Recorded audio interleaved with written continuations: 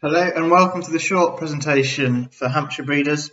What we're going to cover today is making the most of the information that's available for all breeders, whether you're recording or not. So I'm Ed Brant from Signet, and if you have any questions or queries that this video raises, please don't hesitate to get in touch with me, and I'll be happy to answer your questions and help you understand performance recording and how to get the most out of the information. So what we're going to have a look at today in this video, we're going to have a brief overview of what performance recording is and what the estimated breeding values are and what they mean and how we can use them for selection. Then we're going to have a look at how we can use those EVVs and how the breed benchmark is important and how we use the benchmark.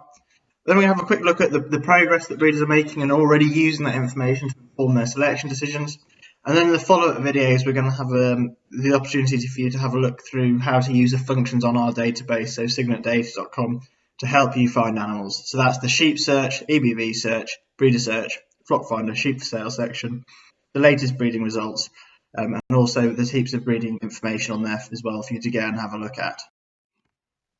So first of all, I want you to have a think about what your job as a breeder is and what your role within the industry is really, and why genetics are important. So as a breeder, you're selling the genetics of your animals. When someone buys one of your animals, what they're doing is they're importing those genetics into their flock, so it's going to bring something and add something to their flock.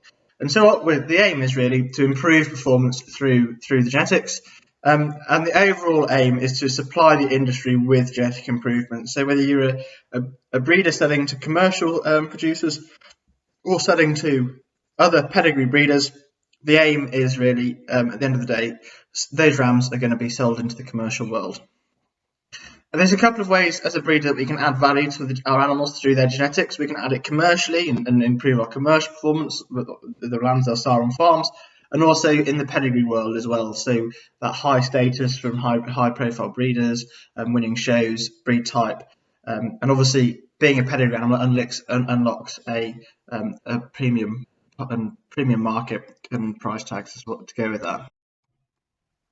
So rams and ram selection is the main way that most breeders will be importing, especially in the commercial world, genetics into their flock. And the reason that we use rams to do this is 50% of our lamb crop genetics come from our rams. So it's the easiest way we can get that onto the farm. And so our rams set the performance of our farm, and it's really important to try and balance this and understand what the desired results are that we want on our farm as well. So first of all, when we're thinking about selecting rams or breeding rams and why it's important, it's important to know what we want to be breeding for and what we want those rams to bring to our flock, and then that can help us to set the performance of our flock as well. It's a big expense as well, so when we go out and buy a pedigree ram or our ram team, it represents one of the big kind of outlays that we're going to make within that year, and we want to get it right. So if we can make the most informed decision and select the best ram to bring the best genetics and towards our desired results, it helps us to justify that large expense. So when we're using rams and buying rams and taking them out to the field and what we're producing as ram breeders, the rams have two parts to their job really. There's the ability of a ram to do his job, and that's basically to get ewes in lamb and as many ewes in lamb over as many years as possible. So he sires as many lambs as possible over his life. So this relates to his physical fitness, his disease status, his condition, structural soundness, feed, and ultimately his fertility. And these factors interlink as well. So that's all about how we visually assess the ram, make sure they're fit and fertile, and if we get that right, they're going to sire as many lambs as possible. It's not just about siring as many lambs as possible. Breeding rams is also about the value that they'll add to their progeny through their genetics. And so here are just a couple of ways that we can add value to their progeny through their genetics. So we can increase the carcass weight, so we get paid more, and there's a genetic impact on that. We can improve the growth rates through selecting rams with high growth. Again, that's important to commercial producers so they can get their lambs finished faster and off farm sooner. But it's also important to pedigree breeders as well. So fast-growing lambs are going to be bigger for the sales and can help to attract a higher premium. Carcass conformation, that's again the commercial sector, about being pay rate, and again fat class as well. And then in the pedigree world, we can add a premium to our animals through hitting those breed type, breed standards, making sure that it's the type of animal that other breeders want to buy, and the genetics that they want into their flock.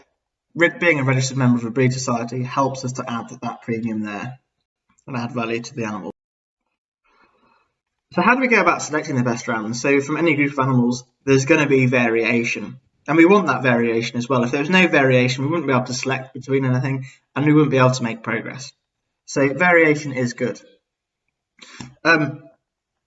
So when we look at the variation in a group of animals in terms of their appearance, so how they look, their performance, the raw data, so what we measure from that animal, the measurements we take, that's a component of two factors. We've got variation in the environment, so not all animals are going to be reared the same, not all animals are going to be on the same farm, the same year, not all animals are going to have the same dam age or date of birth, or even disease pressure. So these variations in environment and management are going to cause variation in animal performance. We've also got the variation which is due to the genetics, and these two factors, the environment and the genetics, combine together to give us that variation we actually see and measure in the animal. What we're really interested though is the variation due to the genetics. So we don't want to be selecting those animals which should just have the most favourable environment. So we need a way of selecting purely based on their genetics. In some cases, the amount the environment impacts on an animal's performance or phenotype, it varies from trait to trait. So some traits, the genetics have a bigger impact. We call those higher heritability traits. And in some cases, for example, litter size, the environment is actually really quite a big factor and can impact the phenotypes. As we all know, our management has a big impact on things like litter size and prolificity. But genetics are still really, really important in improving those, but it's a lot harder to identify those animals which are superior. Estimated breeding values give us a way of defining those animals with the best genetics and those traits, and so we can use that for selection. So how do EBVs work and how do they calculate an animal's genetic merit? So for performance recording to produce those estimated breeding values, we collect information on animals' parentage, date of birth, litter size, weights, 8-week weight, scan weight, muscle and fat depth measurements, and not just that animal but their parents when they're at that stage in their lives, and also that animal's contemporaries, so his siblings, half siblings, and actually just other lambs in that flock as well. So what the evaluation does, it takes into account that animal's individual performance, but it also compares him to related animals and the other lambs sired by the same sire, and also to unrelated animals within that contemporary group as well, looking at things like litter size and rear type as well. And again, it steps up and compares them to the rest of the flock, and then the rest of the breed. So the evaluation takes all these factors into account and actually estimates that animal variation that's due to the genetics of that animal, and displays that in an estimated breeding value, which is purely that animal's genetic merit in that particular trait. So this allows us to identify the animals with the best genetic merits in those traits. So this is a really nice demonstration of how that linkage works and that cross-flock or cross-year comparison works in terms of comparing animals. So what we have here is we have a flock, and each of those X's represents the average weaning weight from one of the rams used across that flock. So if we have a large enough number of animals, we can begin to compare the genetic potential of those rams for growth. In this case, rank those animals based on the growth potential. But when we start looking across flocks, it's far less clear what that variation is due to. Is it because that flock A was managed better than flock B and D, or is it because the genetics of those animals in those flocks was superior? And without any related animals or any connectedness, it's very difficult to make comparison. If we use the same ram across these flocks and across years, we know that animal's genetics haven't changed, and we can use him as a benchmark to compare his performance and rank all the other rams relative to his performance. So we can compare across years, across flocks, and actually across the whole breed to identify those animals with the best genetic merit. So estimated breeding values are displayed in the measured units they're measured in. So when talking about weights, they're going to be in kilos, and depths are going to be in millimeters. When we look at the muscle and carcass traits, these are now weight adjusted for terminal size in terminal sire evaluation, such as the Hampshire Down. So it's how much extra muscle or fat we're going to have at a fixed weight compared to another lamb of a fixed weight. So it gives us a good idea of carcass composition. Hamsters have also got the CT traits, which are measured in lambs, and this really helps to drive the carcass trait improvement because it's actually measuring the amount of muscle and fat in animals at a fixed weight, and helps to give a really good understanding of carcass composition. Another key thing to understand when you're looking at an animal's estimated breeding values is the accuracy values behind those. And as we can see here, we've got the EBV value and the accuracy value. So the EBV, the accuracy value, shows how much information is behind those estimated breeding values. So the more information that's in the evaluation, the higher the accuracy and the more confidence we have behind that. So, for example, as we go through a lamb's life, when we start recording that lamb and he goes into the evaluation with none of his own data, just when he was born and his parents, he's going to have relatively low accuracy figures because we haven't got any of his information other than his parentage. Once the animal has measurements and the rest of his flock and flock mates have had measurements, his accuracy will go up because we've been able to make comparisons to how his genetics have been performing against his siblings, against his half-siblings, and against the rest of the flock. And then his accuracies will increase further once we've actually measured his progeny or her progeny, and we're seeing how their genetics are flowing through and comparing to other animals' side or by other rams. So it's really important to consider the accuracy when we're looking at EBV values, especially if it's a trait we're looking to move. Make sure that you're selecting animals with higher accuracy values. The index is a combination of the traits to balance the progress. So it's very rare that you'll find an animal which excels in absolutely all the traits. And at a population level, it's about moving the whole population forward towards those desired goals. So for Hampshire Downs, the main role is in producing fast-growing lambs with a high-value carcass. And so that's what the terminal sire index rewards. It rewards lambs with a good scan weight, but also a high muscle depth without becoming excessively lean as well. So it's about balancing those traits. Estimated breeding values can help us to market animals as well, so we can see how they compare. We can use that in terms of the pricing perhaps, or also in terms of actually demonstrating how that animal is going to perform and what that animal will bring to other flocks. And again, that links into adding value to those animals so we can show where they really excel and what they can do in commercial flocks and actually other breeders' flocks.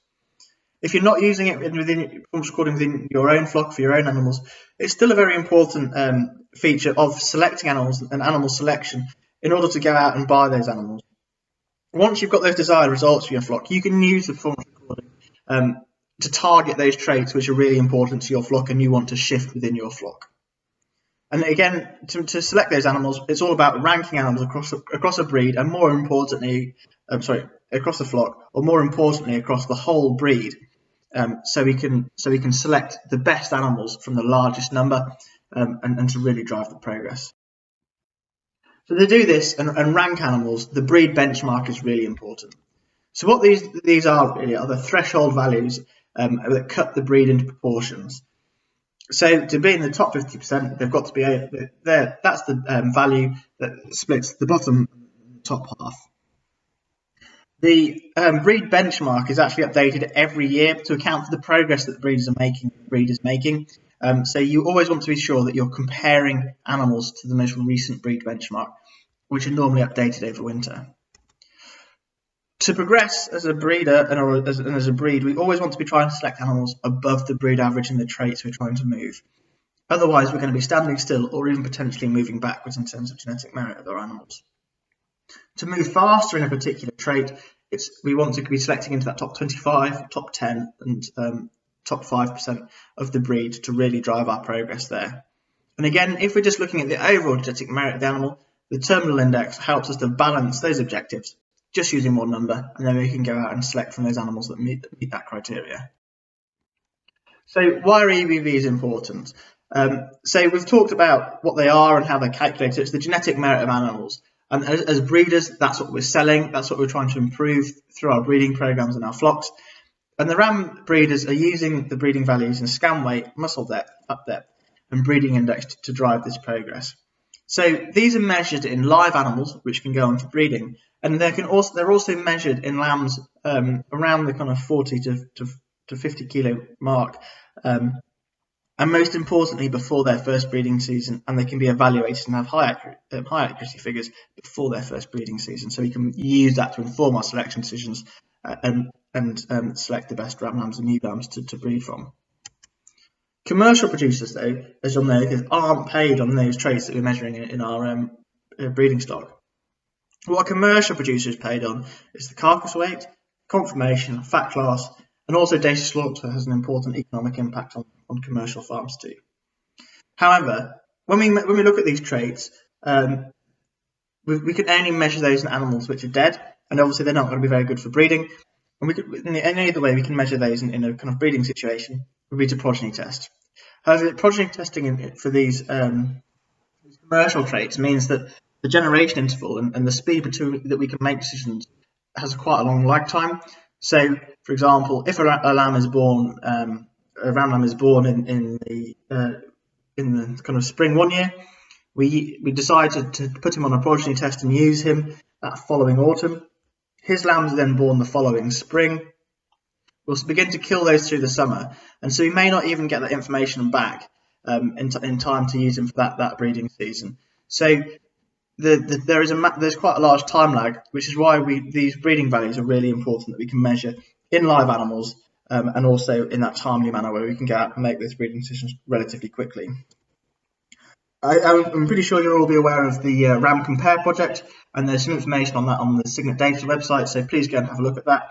But what this was doing was linking these two sets of traits, what the traits that commercial producers are paid on, and linking lamb performance to their sires, to performance recorded sires, and how they performed on farm and actually at the abattoir as well.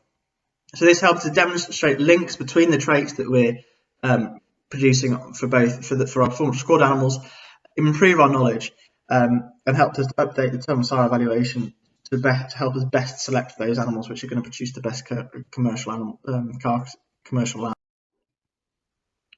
Hampshires of breed have been utilising performance recording over the last quite a few years now, and this is just showing the genetic progress of the whole breed, so not just performance recorded animals, over the last 20 years. And as you can see, there's been quite kind of fast rates of progress across the breed at population level. What this also demonstrates quite nicely is the importance of selection pressure within a breeding program, so how hard we select. So if we have a high selection pressure, we're quite fussy, quite picky on the animals we pick, and because of that, the average genetic merit of those, if we make the most informed decision, is going to be higher. And the average sire index demonstrates this. To sire 100 lambs, we're only going to need 1 or 2 rams. So we can be really, really picky when we go out and select those rams. So that if we make informed selection decisions, balancing performance recording and the genetic merit with their kind of functionality and breed type, we can be picky and afford to be picky and select the best. However, with the ewes, we need around kind of 60 to 70 maybe to produce that 100 lambs. And so we can't be as picky. We're going to need about maybe 20 to 15 females replacements coming in each year to replace those outgoing ewes. And doing so, we've really kind of broadened out our thresholds, and so their average genetic merit is going to be lower. So to drive our progress as hard as possible and as fast as possible, we really want to be focusing on the sires, because as we said at the beginning of this, 50% of our genetics comes from lambs, 50% from sires. If we can't really move the ewes as much as we're limited on how much we can use and how selective we can be on our ewes, on the rams we can really be really selective.